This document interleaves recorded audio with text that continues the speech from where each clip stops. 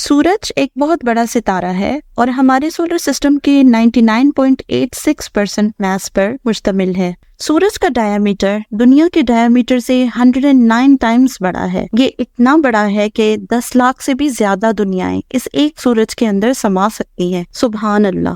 सूरज का असल रंग येलो नहीं बल्कि व्हाइट से करीब तर होता है। विजिबल लाइट के सारे रंग जिन्हें हम विबग्योर कहते हैं इसकी व्हाइट लाइट में मौजूद होते हैं। जब ये लाइट हमारे एटमॉस्फेयर में पहुंचती है तो डिस्पर्शन की वजह से इसकी येलो लाइट हमें नजर आती है और बाकी सारे रंग छुप जाते हैं, इसलिए हमें सूरज जमीन की डायरेक्शन से येलो दिखाई देता है। वैसे तो रोशनी इस कायनात में सबसे तेज तरीन रफ्तार में सफर करती है, मगर सूरज की जमीन से दूरी की वजह से इसकी रोशनी जमीन पर तकरीबन 8 मिनट्स और 20 सेकंड्स में पहुंचती है। इसका मतलब ये है कि जब भी आप आसमान पर सूरज की पोजीशन देख रहे होते हैं तो वो दरअसल 8 मिनट्स और 20 सेकंड्स पहले की पोजीशन हुआ करती है ना मजे की बात।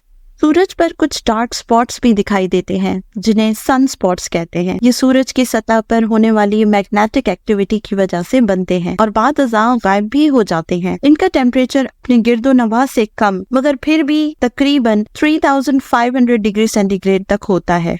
सूरज एक न्यूक्लियर फ्यूजन पावर हाउस है जो कि बुनियादी तौर पर हाइड्रोजन और हीलियम का बना हुआ है। सूरज हर एक सेकंड में 600 मिलियन टन हाइड्रोजन हीलियम के साथ फ्यूजन प्रोसेस में सर्व करता है, जिससे हमारा सूरज बेपनाह एनर्जी जनरेट करता है और इस एनर्जी से जमीन के तमाम जानदार गर्मी और रोशनी की सूरत में मुस्तफीद होते हैं। अल्हम्दुलिल्लाह। माहिरीन के मुताबिक सूरज की उम्र तकरीबन 4.6 बिलियन साल है, जो कि इसकी आधी उम्र बनती है और अभी इतनी हाइड्रोजन बाकी है जो इसे मजीद 5 बिलियन साल तक जलता रख सकती है। इसके बाद वो एक रेड जायंट में तब्दील हो जाएगा और फिर जब इसकी ऊपरी सतह उतर जाएगी तो बस इसका डेंस कोर व्हाइट ड्वार्फ की शक्ल में बाकी रह जाएगा। बेशक अल्लाह बेहतर जानने वाला है।